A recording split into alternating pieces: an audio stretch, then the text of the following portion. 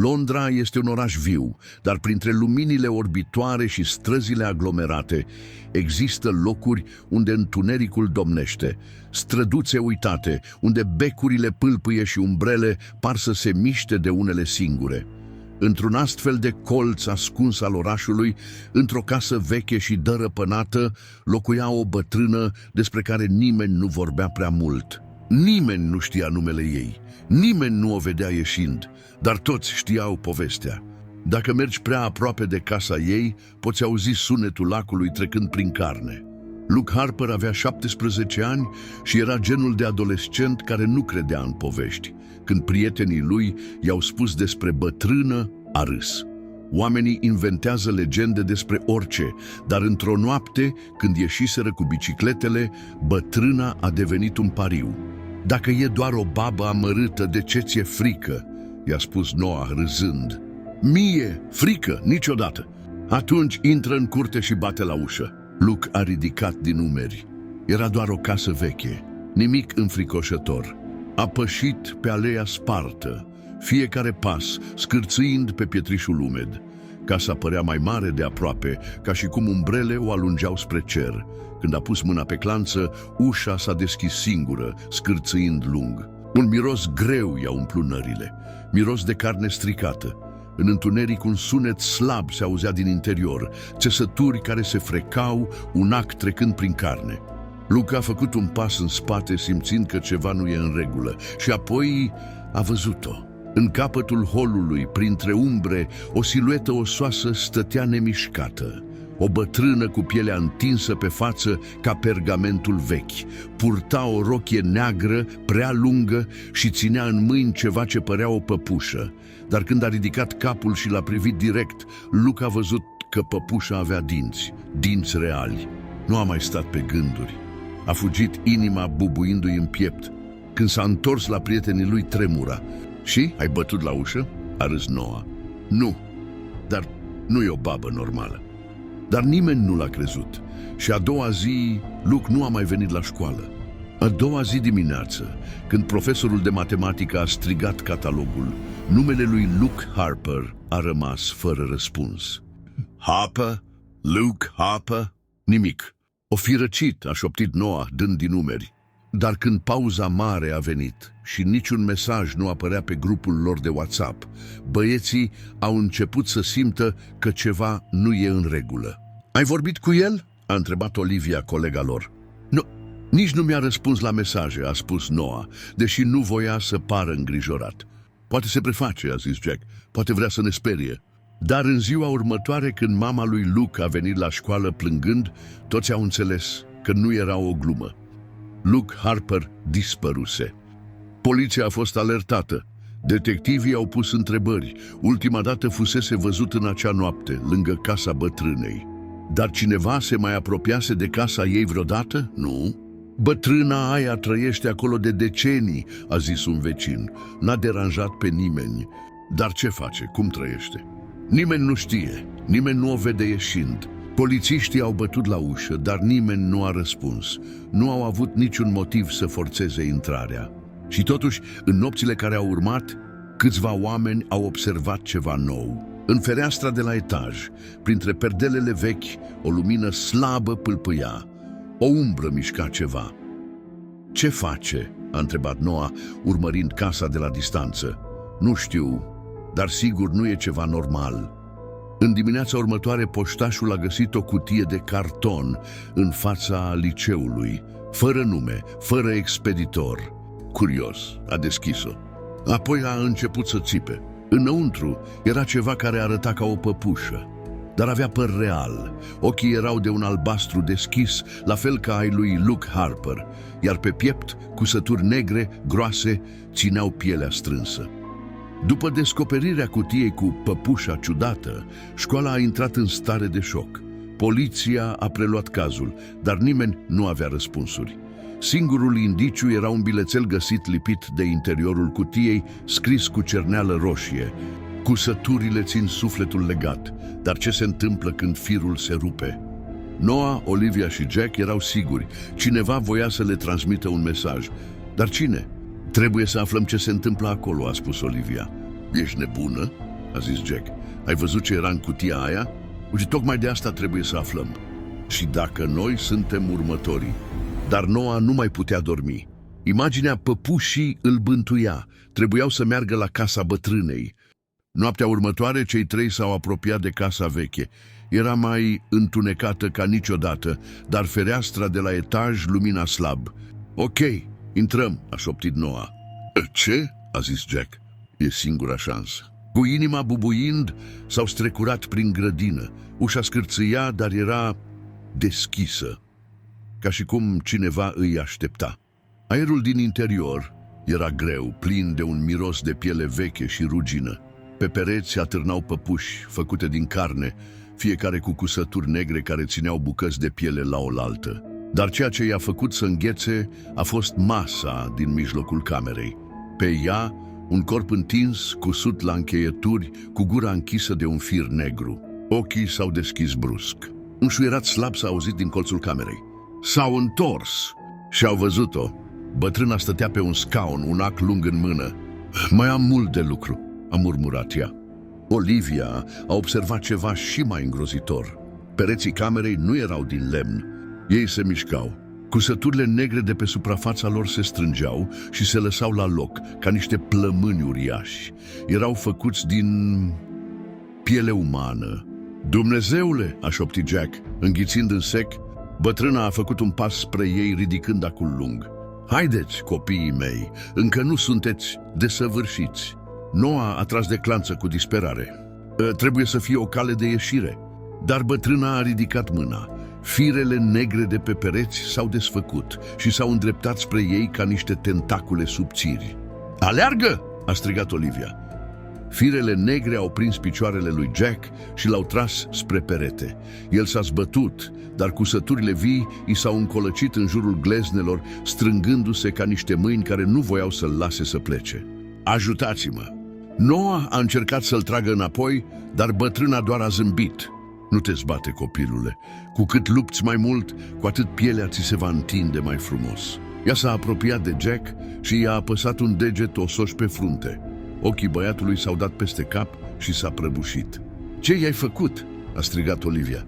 Doar l-am deschis.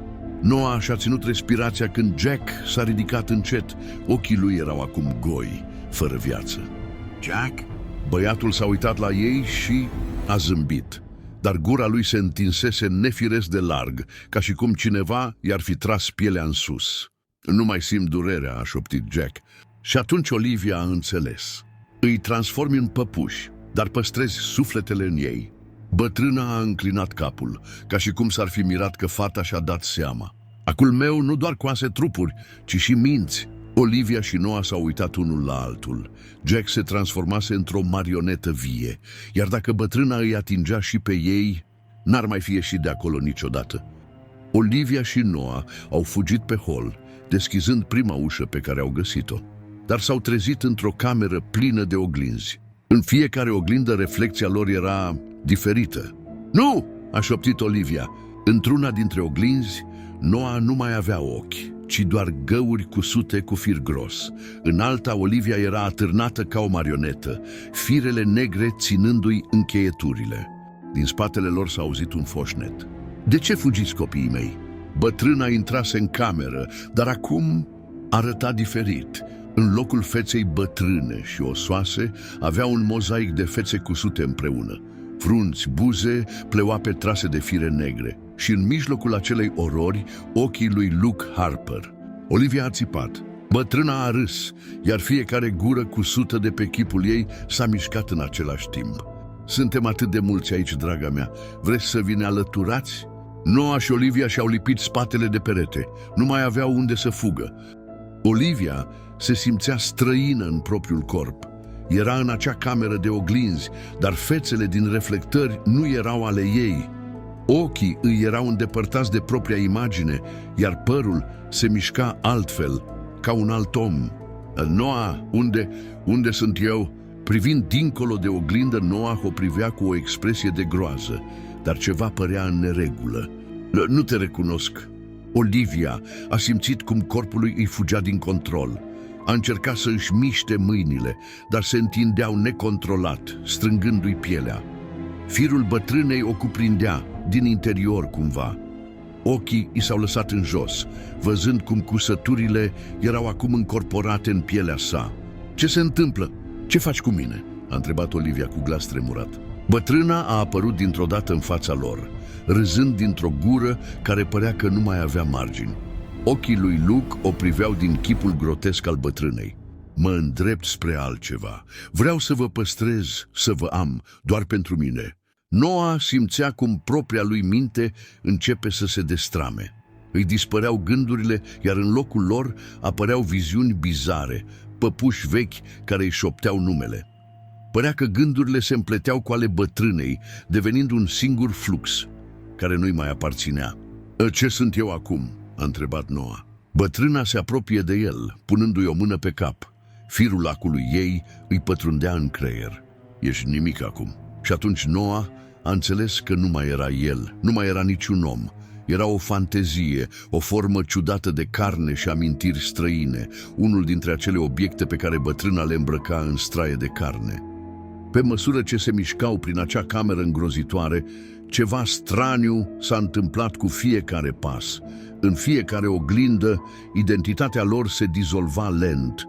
Olivia, cu fața strălucind în ochii ei rătăciți, și-a văzut chipul împărțit în 10 de secunde. La fel și Noah. Fiecare reflecție a lor era o altă realitate, un alt eu care striga disperat după ajutor. Cum să scapi de un monstru care îți ia sufletul și te înlocuiește cu altul? Siluetele lor se contopeau cu ale bătrânei. Nu mai aveau voie să fie ei, nu mai aveau voie să existe. Olivia a simțit că pielea îi îngheață. Nu mai putea să gândească, nu mai putea să respire. Ochii se închideau, dar nu era întuneric, era doar goliciune. Totul devenea parte din acea femeie. Într-un final, cu ultimele resurse de voință, Olivia și Noah au căzut pe podea. Voci le șopteau numele, dar nu erau voci umane. Erau străine, venind din adâncurile unui loc pe care nu și-l mai aminteau. Cu o ultimă fărâmă de voință, Olivia a apucat-o pe Noah de mână și l-a tras într-o alcală din capătul camerei.